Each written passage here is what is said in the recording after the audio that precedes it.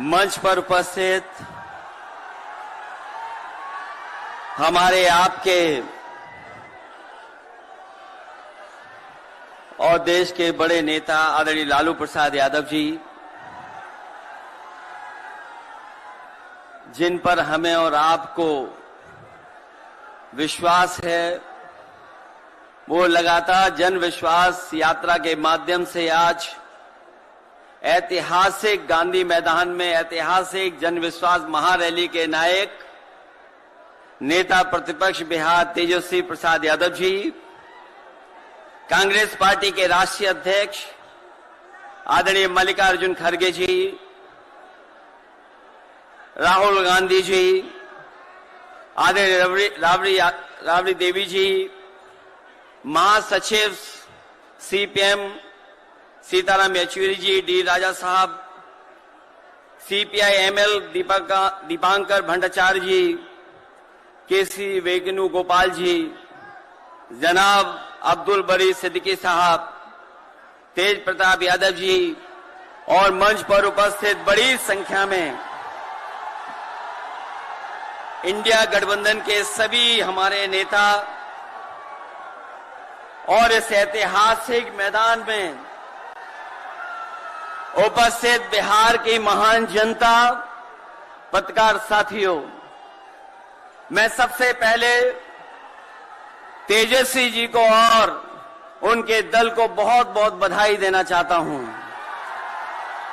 साथ ही साथ इस इंडिया गठबंधन और महागठबंधन के जितने भी दल हैं, जिनके कार्यकर्ता मैं देख रहा हूं मैदान में तो है ही, पटना के चारों तरफ और पटना की सड़कों पर मुझे दिखाई दिए हैं, जिन्होंने चुनाव शुरू होते ही ऐलान कर दिया है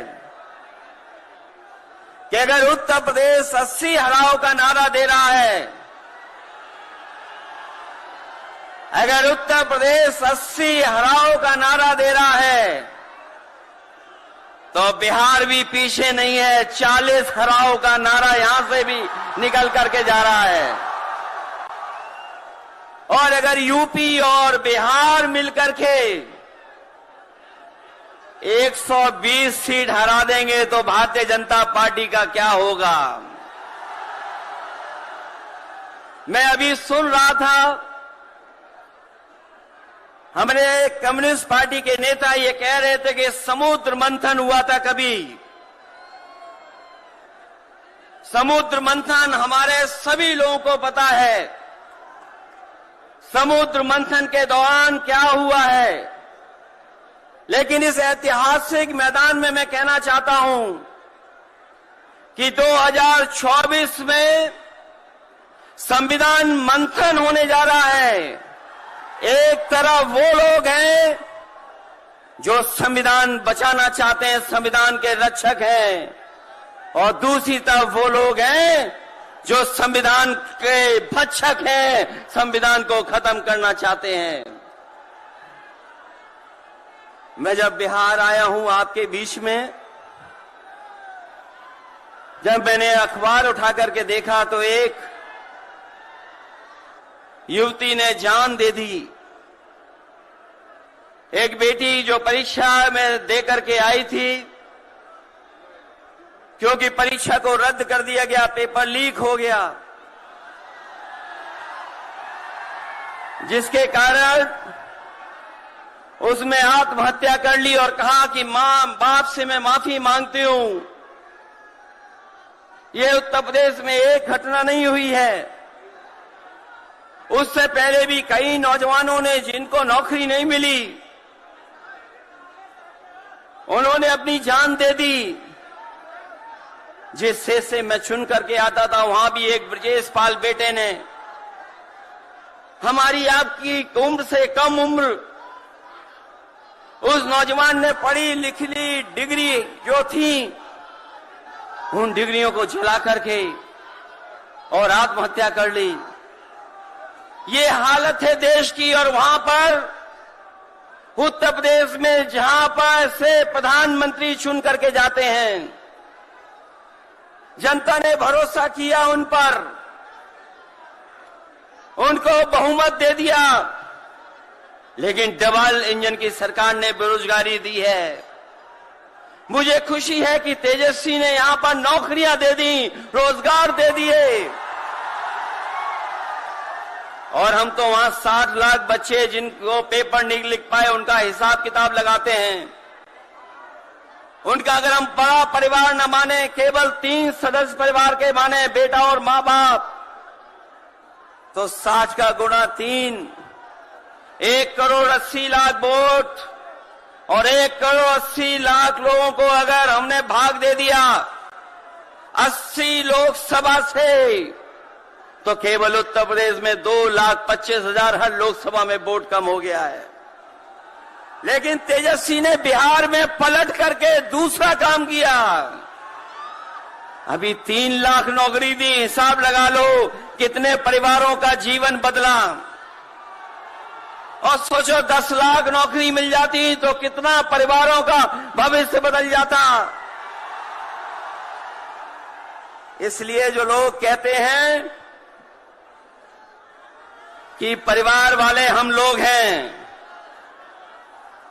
ये जो आरोप लगाते हैं परिवार वाला आरोप हम लोगों पर, मैं उन भारतीय जनता पार्टी के लोगों से कहना चाहता हूं कि भारतीय जनता पार्टी इस बात संकल्प ले कि किसी परिवार वाले को टिकट नहीं देंगे, और संकल्प ये भी ले कि किसी परिवार वाले से वोट मांगने भारतीय जनता पार्टी के लोग नहीं जाएंगे। मैं तो ये जोश देख रहा हूं यहां मैदान में, ये जो जोश दिखाई दे रहा है यही बदलाव लाएगा, यही भाजपा को हटाएगा। जब जोशीले नौजवान मिल जाते हैं तो बड़े बड़े लोगों का तख्त हिल जाता है। तो इस बार उन्हें आप बाहर करोगे कि नहीं करोगे? पहली सूची बीजेपी की आ गई, उस सूची में बिहार बाहर है, बिहार नहीं है उसमें। इसलिए बिहार से वो बाहर जाने वाले हैं, यूपी वाले भी बाहर कर रहे हैं उन्हें। इसलिए मैं आप सबका धन्यवाद देता हुआ और आदरणीय लालू प्रसाद यादव जी का मैं विशेष धन्यवाद दूंगा कि जो इस रैली में पधार करके न जाने कितने लोगों का मनोबल बढ़ाने का काम कर रहे हैं। न केवल यूपी के लोगों का, बिहार और देश के लोगों का मनोबल बढ़ा रहे हैं। और जो तकलीफ और परेशानी उन्होंने जीवन में देखी है वो राजनीतिक देखी है। ये राजनीति की वजह से तकलीफ और परेशानी है। मैं अभी तेजस्वी जी को सुन रहा था, उन्होंने कहा कि एक एजेंसी आ गई। ये एजेंसी इसलिए आई है कि राजनीति में हम लोग हैं और हम लोग अगर इनका मुकाबला न कर रहे होते तो कोई एजेंसी नहीं आती।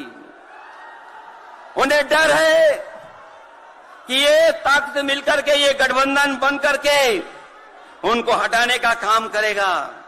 इसलिए मैं आपसे कहना चाहता हूं 120 हटाओ, देश बचाओ। भाजपा हटाओ, संविधान बचाओ। भाजपा हटाओ, देश बचाओ। भाजपा हटाओ, आरक्षण बचाओ।